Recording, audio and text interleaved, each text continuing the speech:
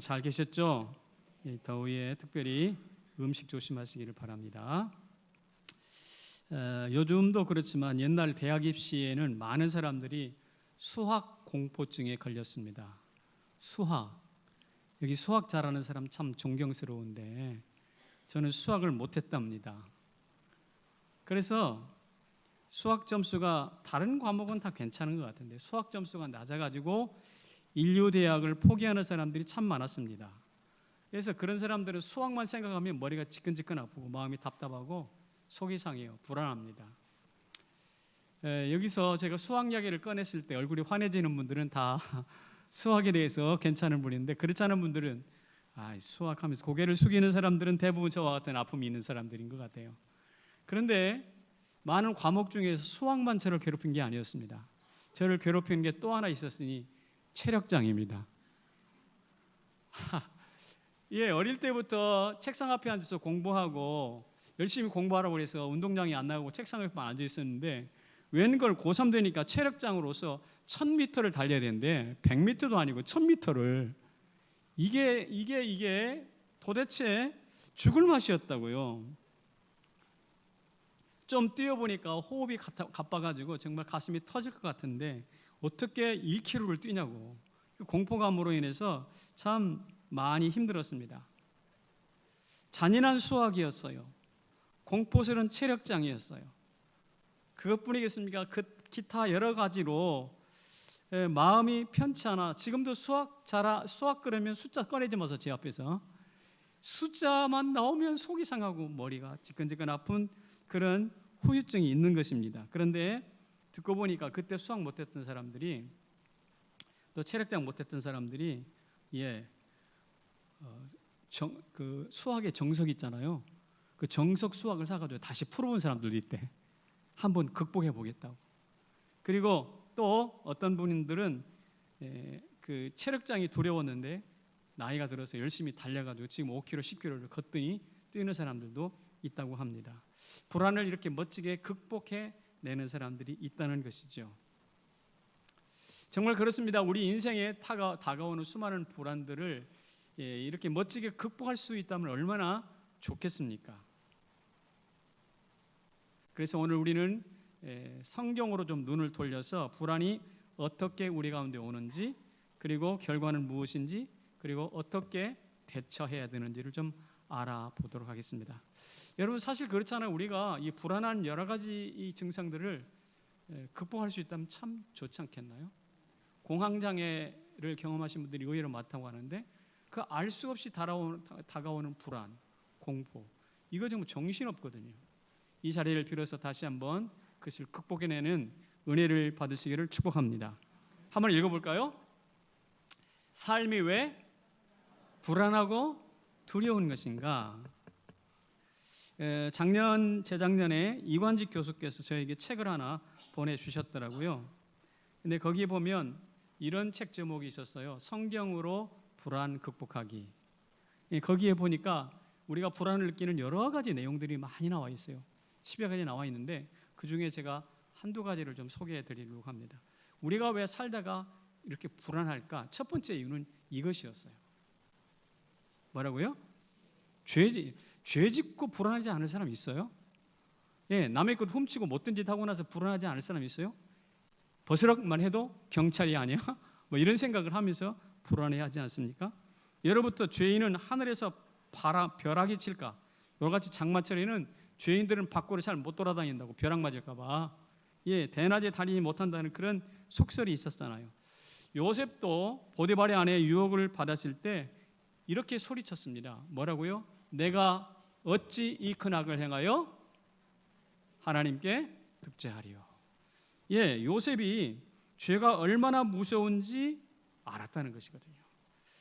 이것이 성도가 가져야 될 참된 경건이고 지혜입니다. 하지만 악인들은요 마치 공을 가지고 놀듯이 죄를 가지고 놀아.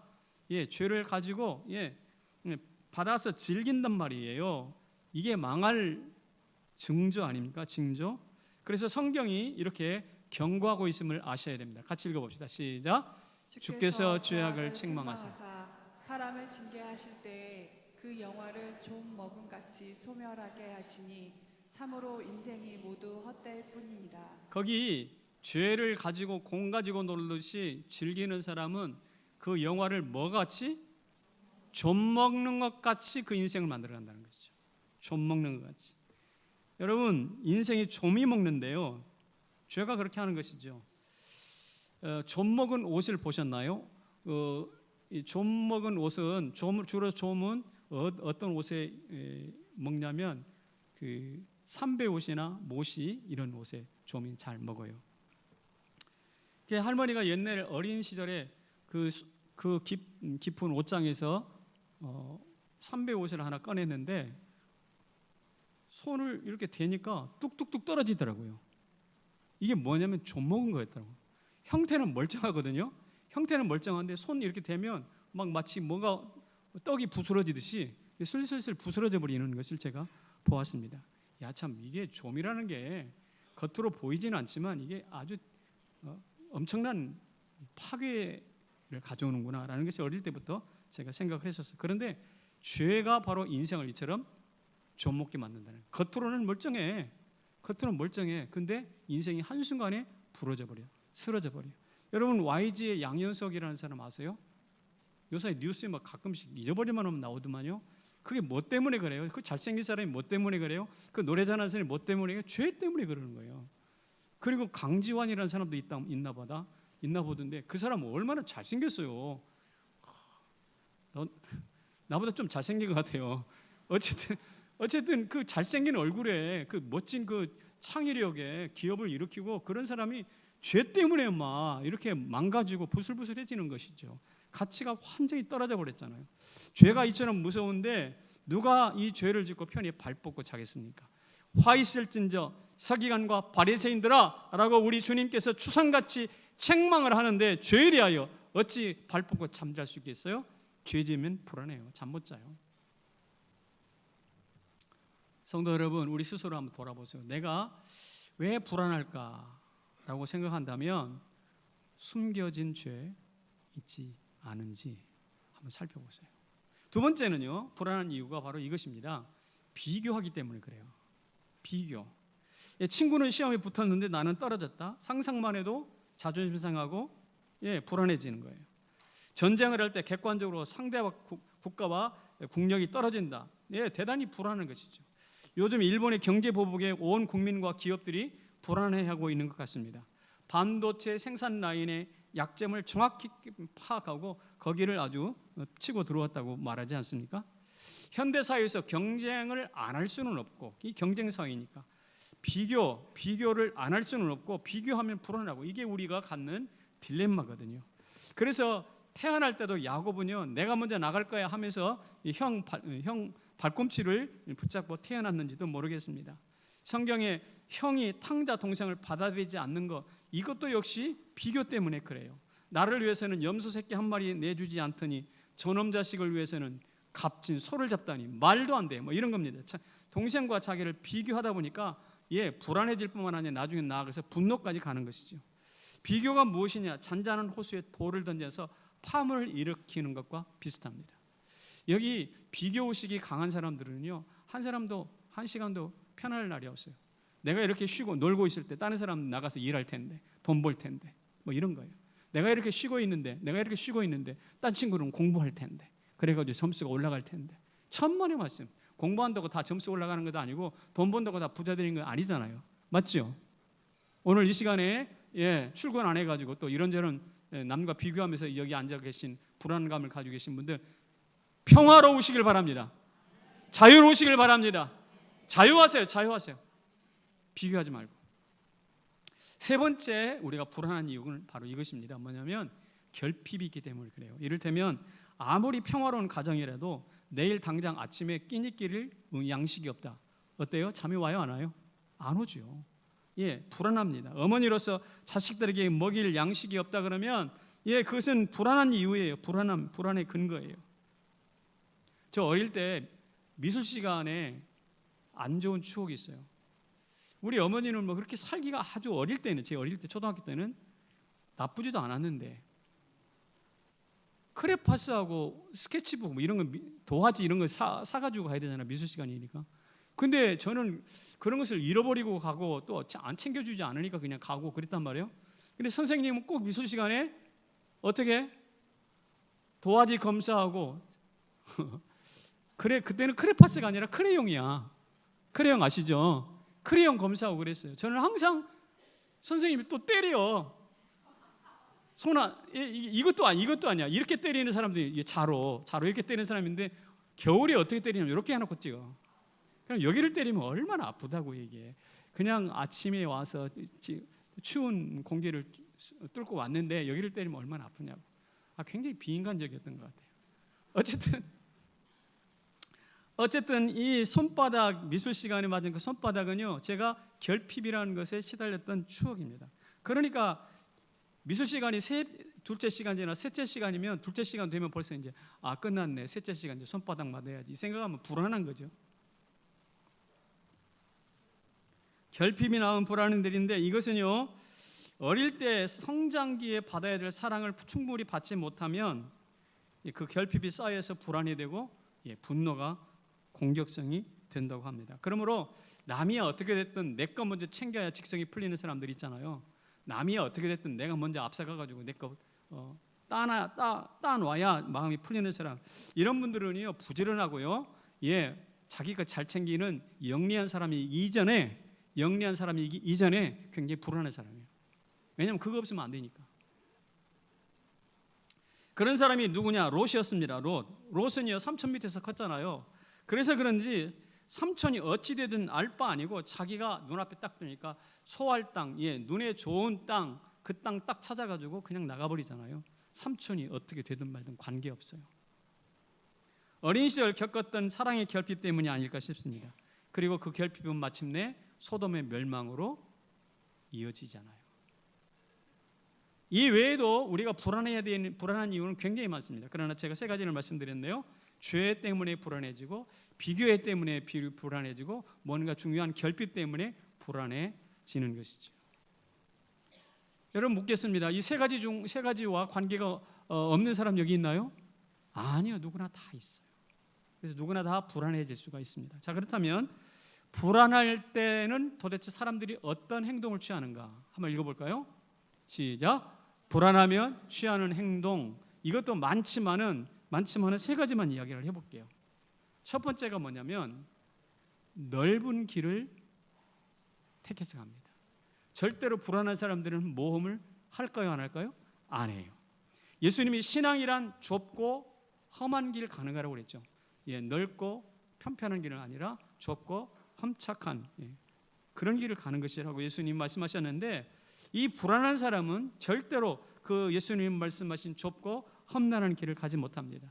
생각해 보세요. 그렇지 않아도 가만히 있어도 불안한데, 심장이 두근거려서 벌쩍거리는데 이 생존 자체가 불안한 그 좁고 험난한 길을 왜 선택하겠어요? 이런 사람들의 인생 모토가 뭐냐? 이거예요. 공사장에 가면 써 있는 거. 이런 사람들이 불안한 사람들에게 이 모토가 뭐냐면 안전제일이에요. 그래서 예수님이 나를 따르라 라고 말씀하셨던 그 말씀을 어느 수준까지는 따라가요. 어느 수준이야? 내가 볼 때 안전한 수준까지. 그래, 내가 볼 때 위험하다 그러면 당장 뒤돌립니다. 당장 배반하고 돌아와요. 결정적인 순간에 돌아섭니다. 넓은 길을 가는 자들이 겪는 부끄러운 초상인데, 이것을 일컬어서 영적인 지진화라고 말합니다. 여러분 교회 다닌 지 10년, 20년이 됐어도 어느 순간에서 더 이상 신앙이 자라지 않아. 난장이 신앙으로 걸어 있어요. 이것은 바로 뭐냐면 항상 넓은 길만 택해왔기 때문에 나타나는 현상이에요. 이런 사람들의 특징이 뭔지 아세요? 남의 눈치를 많이 봐요. 눈치 봐. 여러분 세상 눈치 보지 말고 좁은 길 걸어갈 수 있기를 축복합니다. 이것이야말로 무엇인가 우리가 불안을 떨쳐낼 수 있는 한 가지 길이 될 수 있어요. 두 번째는요, 불안한 사람들은 이렇게 합니다. 뭐 한다고요? 경쟁하고 비판합니다. 아까 비교한다고 그랬잖아요. 남과 나를 비교한다고 그랬잖아요. 비교해서 상대방이 나보다 이제 좀 앞서가고 강해지잖아요. 그러면 경쟁심이 발동하고 그때부터 저 사람을 꺾지 않으면 안 될 만큼 비판의 칼을 대기 시작합니다. 어린아이가 동생 생기면 엄마 안 보는 데서 어떻게 해요? 얼굴도 꼬집고 막 울리고 올라타고 막 그러잖아요. 이 아이가 또 동생이 잘못한 거 보이면 어떡합니까? 엄마한테 막 갖다가 일러 바치잖아요. 이거 무엇이에요? 바로 경쟁하고 비판 욕구가 있는 건데, 이런 어린아이 때 습성이 성인이 되면 없어집니까? 성인이 돼도 똑같습니다. 성경에 보면 라헬이라는 여인이 나오는데, 라헬이 임신을 했어요, 못했어요? 못했다니까. 그러니까 비라라는 자기 여종을 남편한테 들려보내가지고 대신 아기를 낳게 합니다. 그래서 낳은 아들이 납달리하고 단과 납달리인데, 이 납달리는 무슨 뜻이냐면 이런 뜻이에요. 같이 읽어봅시다. 시작. 내가 언니와 경쟁했다고 그래요. 경쟁. 이게 바로 뭐냐면 불안한, 아기를 못 낳는 자의 불안인데 경쟁에서 크게 이겼다는 것입니다. 경쟁 비판하는 것이 불안한 자들의 특징이에요. 오늘 이 자리에 남과 자주 경쟁 의식을 해야 되고, 남 잘 되는 거 못 보고, 우리말로 사촌이 논 사면 배가 아프는 증상이 많이 있다고 한다면, 특별히 그런 현상이 나에게서 많이 나타난다면 나는 어떤 사람인가 금방 알아차려야 됩니다. 내 속에 무엇이 있구나? 불안이 있구나. 이를테면 나는 성질이 못돼 먹어서, 이런 그 도덕적 판단하기 이전에 자기 속에 불안이 있다는 것을 인식하시는 게 중요합니다. 세 번째는요, 뭐 하냐면, 불안하면 뭘 만드냐? 이걸 만들어요.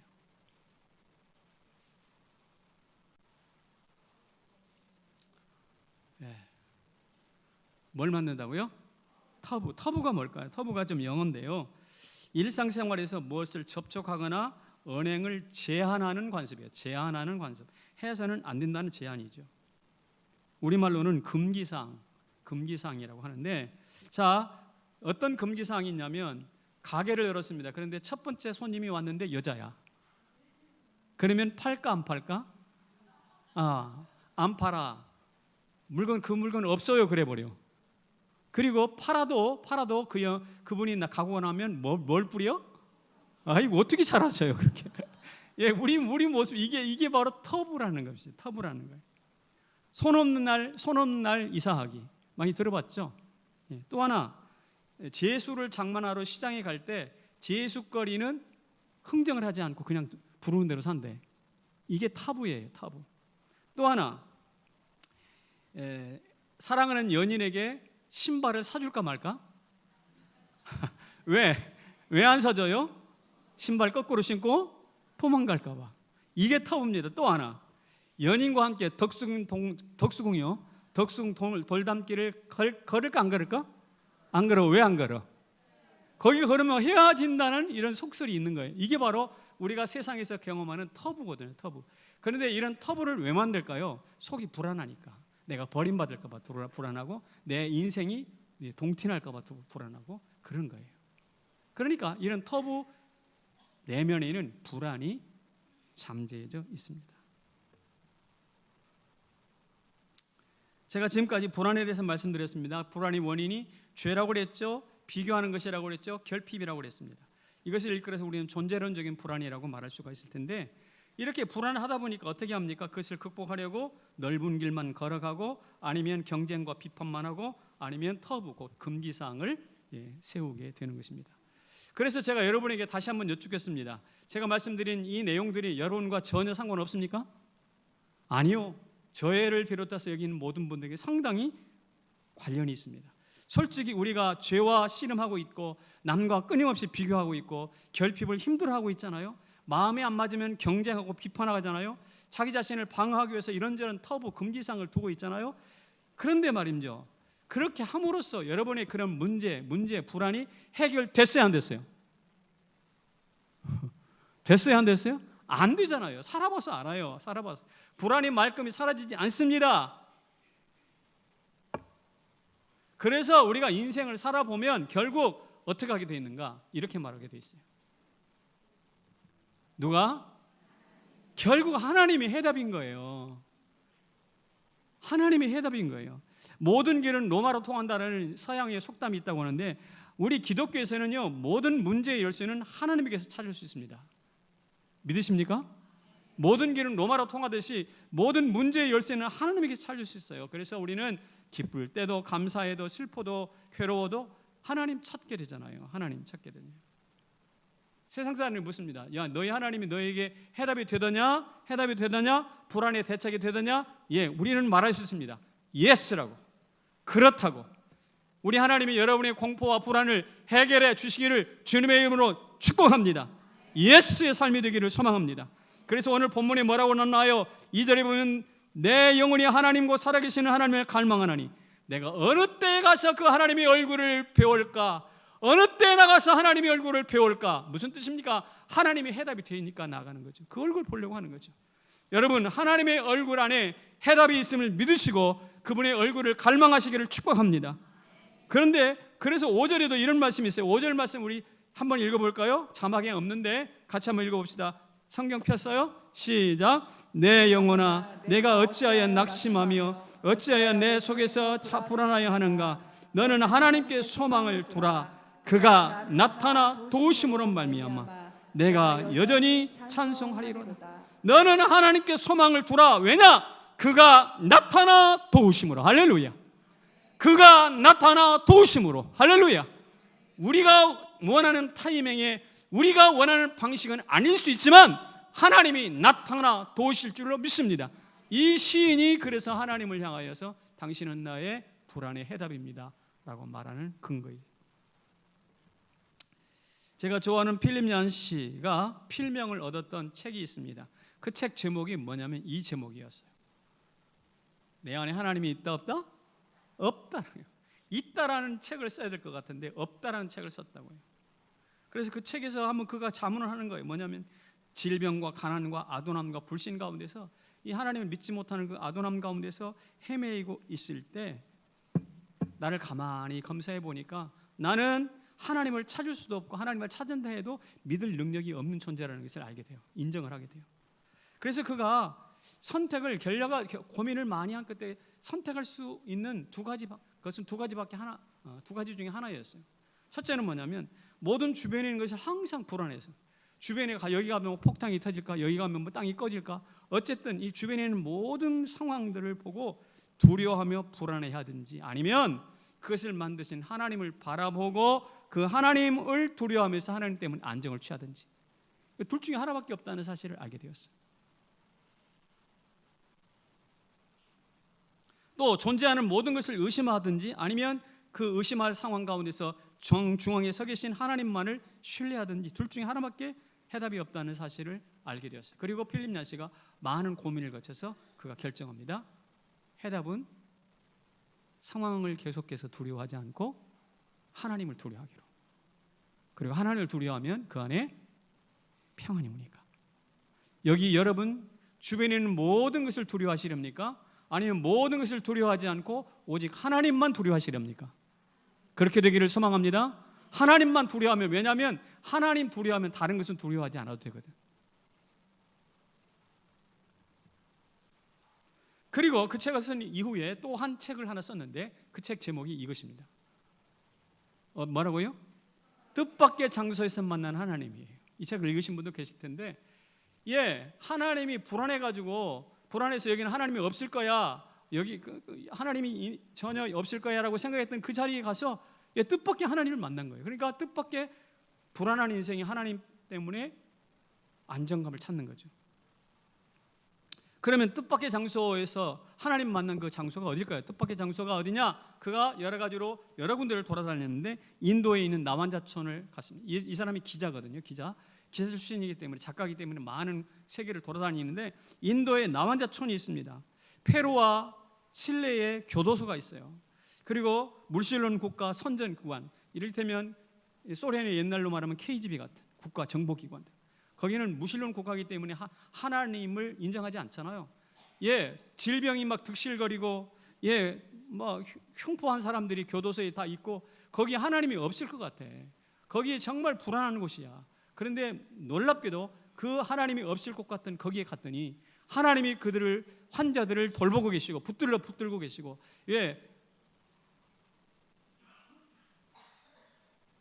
죄인들을 말입니다. 오히려 진지하게 하나님을 신뢰하는 사람들이 거기에 있더라는 거예요. 감옥에. KGB와 같은 이런 그 정보기관들, 사실 정보라는 것은 남의 뒤를 캐는 거 아닙니까?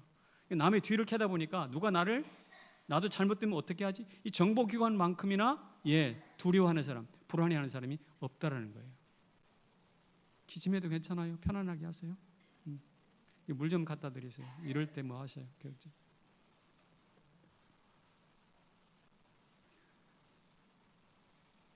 전혀 뜻밖의 장소에서 하나님은 인간을 보듬고 지지하고 한편 되어주고 계시는 것이죠.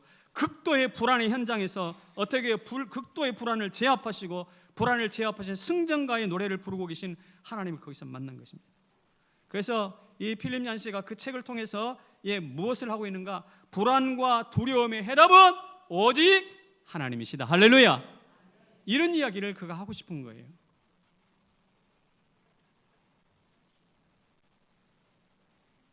자, 그렇다면 조금 이제 현실적으로 돌아와서 하나님의 해답인데 그 하나님이 어떻게 해답이 될까? 궁금하잖아요? 이렇게 합니다. 내 주변에 있는 모든 것을 누구와 연결지요? 하나님과 연결지요. 그리고 나를 괴롭히는 문제 상황을 어떻게 구별짓기는 끊어내는 거예요. 끊어내는 거예요. 여러분 한자말에 편안할 안자, 편안할 때 안자가 어떻게 되냐면 이렇게 됩니다.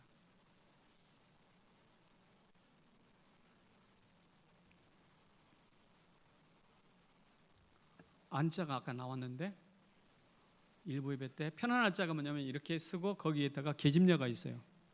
편안할 때 안자 알죠? 그 말은 무슨 뜻이냐면 뭐냐면 집안에 여자가 있어야 편안하다 그런 뜻이에요. 제가 볼 때 맞는 말인 것 같아요. 우리 집에 우리 집사람 없으면 불안합니다.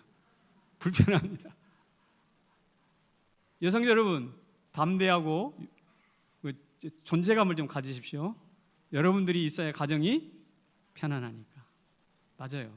근데 저건 한자말인데 저는 50%만 진리라고 생각해요. 정말 가정이 편안하면 그 안에 하나님이 계셔야 돼요. 여자가 있어도 편안한데 하나님이 계셔야 그 가정이 편안한 가정이 될 줄로 믿습니다. 왜냐하면 마음에 이제 하나님이 계셔야만 하나님과 우리 중에 크고 작은 문제들을 하나님과 다 연결시킬 수 있잖아요. 그러면 불안이 물러가요. 그래서 오늘 시인이 말합니다. 시인이 뭐라고 말하는가? 사슴이 시냇물을 찾기에 갈급함같이 내 영혼이 주를 찾기에 갈급합니다. 왜 찾아요? 왜 그분을 찾아요? 하나님과 내 속에 있는 문제를 연결지으려고. 하나님 책임져 주세요. 하나님 도와주세요. 하나님 이 문제 내 능력을 벗어났어요. 하나님이 맡아주세요. 하나님과 연결 짓는 거죠. 어거스틴은 그래서 하나님 안에서 거하기까지 나는 한 번도 진정한 안식을 맛본 적이 없다라고 고백하지 않아서 고백록에서 하나님과 연결되어야만 불안을 이길 수 있어요. 이것이 인간의 원리입니다. 성도 여러분, 여러분의 주변에 있는 거, 걱정스러운 거, 좋은 거 다 하나님께 가지고 나가서 그분과 연결시키시길 바랍니다. 제가 자주 이야기하는 것처럼 빨래를 빨아가지고 한쪽에 처박아 두는 것이 아니라 빨래 빨아서 어디다 한다고요? 빨래 줄에다가 널잖아요. 빨래줄 뭡니까? 빨래와 빨래줄을 연결시키는 것처럼 야 내가 너를 잘 말려놔 하는 것처럼 말이죠. 하나님 내가 가지고 있는 이 불안을 하나님께 맡겨드립니다. 이 문제 맡겨드립니다. 하나님 고쳐주세요. 해결해 주세요 라고 하나님께 위탁하는 거 아닙니까? 하나님과 연결시키는 거예요. 반면에 문제가 있어요. 고통이 있어요. 슬픔이 있어요. 그거 구별지으시길 바랍니다. 큰 권위자에게 성폭행을 당했다거나 그럴 경우에는 그 아픈 경험이 윗사람들 어른들을 관계 맺기에 참 어려운 장애물로 만들어버려요. 저만 해도 그렇게 학교 다닐 때 공부를 못한 편은 아니었는데 아무리 공부를 열심히 해가지고 점수가 좋아서 갖다 줘도 아버지는 저한테 한 번도 잘했다고 칭찬한 적이 없어요. 항상 하는 말이 이거보다 못해? 이거밖에 못해? 다음엔 더 잘해. 계속 그랬어요. 그래서 저한테 어린 시절 어른들은 야단만 치는 사람으로 고정이 됐어요. 그래서 나이가 커서도 30대 40대가 되었어도 어른들에게 나아가고 어른과 대화하는 게 편할까요? 불편할까요? 불편해요. 오카노 목사님과 대화할 때도 좀 불편해요. 왜냐하면 어른이니까. 우리 부목사님들이 저와 대화할 때 불편하지 않기를 바랍니다. 성도 여러분, 저와 대화할 때, 저와 이야기할 때 불편하지 않기를 바랍니다. 불편하면 여러분들은 벌써 지금 뭐 하고 있다? 불안이라는 것이 작동되고 있다는 뜻이에요. 이런 불편해지는 이 마음들이요, 이게 딱 정리가 돼야 되는데, 여러분 자라보고 놀란 것은 뭐 보고 놀란다고? 소뚜껑 보고 놀란다는 속담이 있어요. 여러분 자라는 자라고 소뚜껑은 속뚜껑이야. 근데 이게 같이 연결되니까 뒤죽박죽 되니까 이래도 놀랍고 저래도 다 놀라운 거야. 자라는 자라고 소뚜껑은 소뚜껑일 뿐이지. 맞죠? 그게 왜 같으냐고. 비슷할 뿐이지. 같지 않습니다. 구별 지어야 돼요. 구별 지어야 되는 거예요. 프로이드는 이런 말을 했습니다. 무슨 말을 했냐면, 말에서 떨어진 사람은 할아버지 수염에도 놀란다. 이거 뭐 말 갈퀴가 있잖아요. 말 갈퀴가 있는데 말을 가까이 하다가 말에서 뚝 떨어졌거든. 그런데 그 아픈 추억이 수염난 할아버지, 말 갈퀴와 할아버지 수염이 이게 대비가 되는 거야. 그래서 어떻게? 할아버지도 놀라. 다시 말합니다. 말 갈퀴하고 할아버지 수염은 각각 다른 거예요. 말 갈퀴는 말 갈퀴고 할아버지 수염은 수염이지. 구별 지으시길 바랍니다. 소뚜껑하고 자라하고 구별 짓듯이, 말 갈퀴하고 할아버지 수염 구별 짓듯이 내 안에 있는 불안과 나를 괴롭히는 상황과 나를 구별 지으시길 바랍니다. 잘라내는 거죠. 잘라내는. 예수 이름으로 명령은 물러갈 지어다. 이게 구별 짓는 거거든. 물러가 줄래? 이거 말고 물러가 줘 제발 이것도 아니고 물러갈 지어다 선포하는 거죠. 구별 짓는 거예요. 죄 용서가 뭡니까? 십자가로 죄와 나를 구별 짓는 거예요. 구원이 뭡니까? 하나님의 생명과 나를 연결 짓는 거예요. 구별 짓기와 연결 짓기를 잘해야 기독교 신앙이 탄탄해지는 거예요. 우리 성남제일교회 성도 여러분, 하나님과 연결 짓고 하나님이 아니라는 것을 구별 짓는 여러분이 되시기를 축복합니다. 그리고 나서 이것도 한번 생각해 볼 필요가 있어요. 뭐라고요? 틈새인가 반석인가. 며칠 전에 서희건설의 이봉관 회장에 대한 기사가 한국경제신문에 났다고요. 그 내용을 제가 산창 읽어봤는데 이봉관 선생이 굉장히 신실한 그리스도인입니다. 포항제철에서 젊었을 때 근무를 했는데 박태준 회장이 사인을 해도 결제가 났는데 그 결제 양식을 보니까 정상적인 결제 서류가 아니야. 이렇게 결제 서류 양식이 있잖아요. 양식에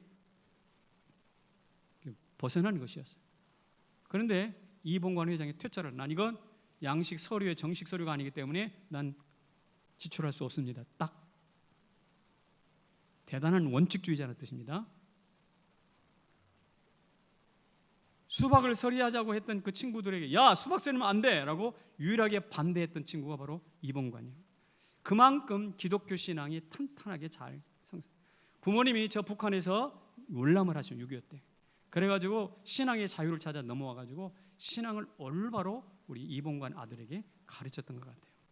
그러다가 이제 건설업을 시작했는데 건설업을 운영하면서 대박을 치려고 막 대박보다는 오히려 내실을 기하자라는 원리로 경영을 시작합니다.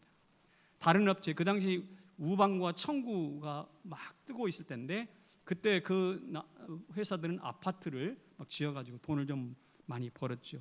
그런데 이 서희라는 회사는 그렇게 하지 않았어요.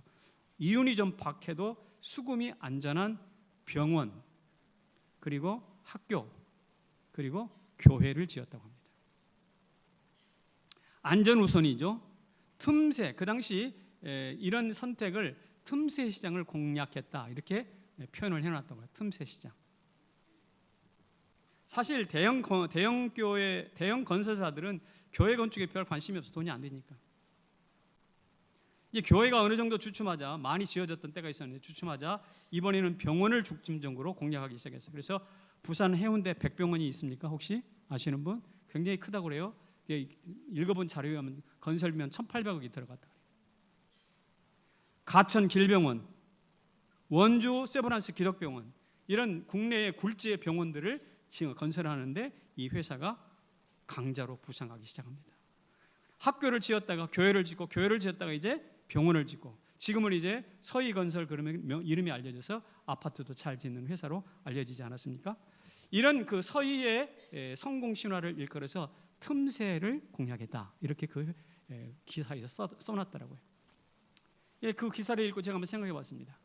그게 세상 사람들, 대형 건설사들이 다 외면해 버리는 틈새 들어가기 어렵잖아요. 그 틈새 시장을 공략한 게 맞을까? 제가 볼 때는 그것이 틈새가 아니라 오히려 하나님이 그를 안전하게 성장시키기 위한 반석이라고 생각해요. 그러니까 내가 볼 때 지금 그것은 불편해. 내가 볼 때 그것은 내 호감이 안 가. 그렇지만 그것이 그 옹색한 틈새가 아니라 하나님이 나를 세우셔서 단단하게 성장시키기 위해서 준비된 반석일 수 있다는 것입니다. 이 사실을 믿으시기 바랍니다. 틈새에 들어가면 고소공포증이 있는 것처럼 좁은 공간에 들어가면 공포를 느낄 수가 있어요. 불안을 느낄 수 있어요. 그러나 그 틈새가 불안한 자리만이 아니라 하나님이 나를 위해 준비하신 반석일 수가 있다는 것이죠. 그래서 다윗이 이렇게 소리를 쳤어요. 뭐라고 했었는가? 시작. 여호와는 나의 빛이요 나의 구원이시니 내가 누구를 두려워하리요.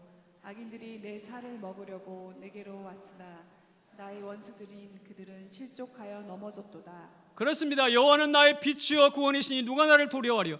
여러분 어두울 때 두려워하잖아요. 불안하잖아요. 빛이 있으면 불안해요? 두려워요? 안 불안하잖아요. 빛이 있으면. 그런 것처럼 여호와는 나의 빛이래. 심지어 나를 공략하고 내 살을 먹으려 왔던 원수들이 어떻게 실족하여 넘어졌대. 무슨 뜻입니까? 비좁은 틈새지만 그것을 반석으로 받으시기를 바랍니다. 남들은 들어가기 싫은 그곳이지만 그러나 그곳에 들어가셔서 평안을 누리시기를 바랍니다. 반석으로 받는 것이죠. 그럴 때 거기 두려움 없어요. 불안 없어요. 오히려 원수들이 나를 흔들려 왔다가 어떻게 됩니까? 넘어지고 살이 썩어. 좀 먹을 거예요. 이처럼 하나님의 관점에서 보면 틈새마저도 뭐가 되는가? 반석이 될 수 있어요. 그래서 불안은 한편으로 순기능도 있어요. 역기능만 있는 게 아니에요.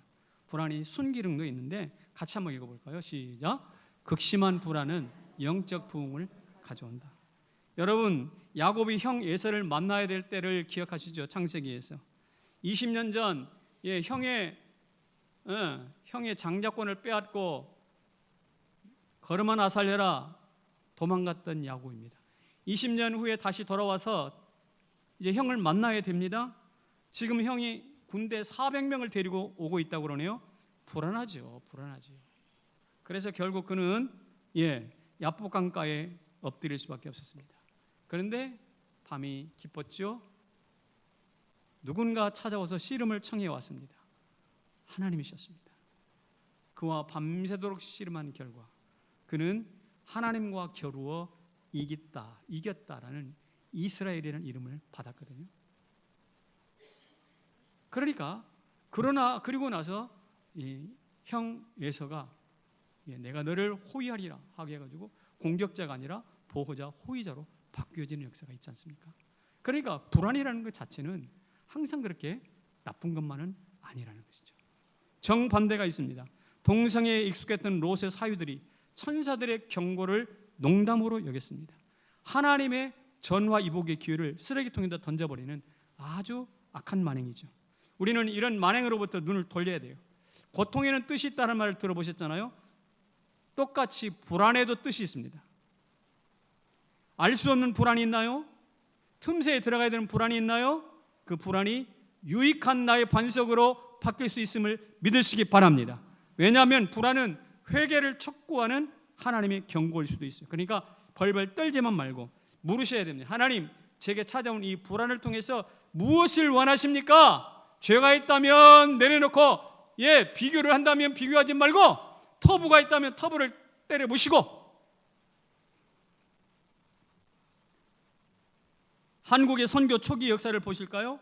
한국의 언더우드 아펜셀가 1885년에 한국에 들어오지 않았습니까? 그리고 나서 동학혁명, 청일전쟁, 러일전쟁, 한일합방 참으로 불안하고 치욕스러운 시간들이 우리 민족 앞에 펼쳐졌습니다. 바로 그때 일제 빼앗겨서 참 고개를 들 수 없는 바로 그때 기독교가 무너진 민족혼을 다시 이렇게 세우지 않았어요? 불안과 절망에 빠져서 전쟁의 도탄에 빠져서 힘들고 있는 백성들에게 찾아가서 힘을 북돋워주고 위로를 해 주었습니다. 그럴 때 기독교는 요원의 불길처럼 부흥과 성장을 강력하게 이루었습니다. 그러니까 민족이 가장 불안할 때 교회는 가장 큰 부흥을 이루었어요. 여러분, IMF 때 교회의 기도실이 넘쳐난 것을 기억하지 않습니까? 미국의 9.11 사태 때 가장 많은 사람들이 교회를 찾아와 예배하지 않았습니까? 다윗이 가장 불안하고 초조할 때 오늘 이 시인과 같이 주옥 같은 시편을 쓴 것이거든요. 그래서 불안은 영적 부흥의 출발점이에요. 불안을 피해 달아나지 마시기를 바랍니다. 한번 읽어볼까요? 불안이 내 속에서 내 영혼의 으르렁거림이라면 평안은 내 영혼의 흥얼거림이다. 불안하면 경쟁하게 되고 경쟁하다 보면 막 속에서 부글부글 끓고 영혼이 으르렁거릴 수 있겠지만 그러나 평안은 영혼의 흥얼거림이에요. 저는 오늘 이 시간 여러분을 진심으로 축복합니다. 인생의 해답이 되신 하나님 때문에 으르렁거림에서 흥얼거림으로 이사가시기를 축복합니다. 자리에서 일어나시죠.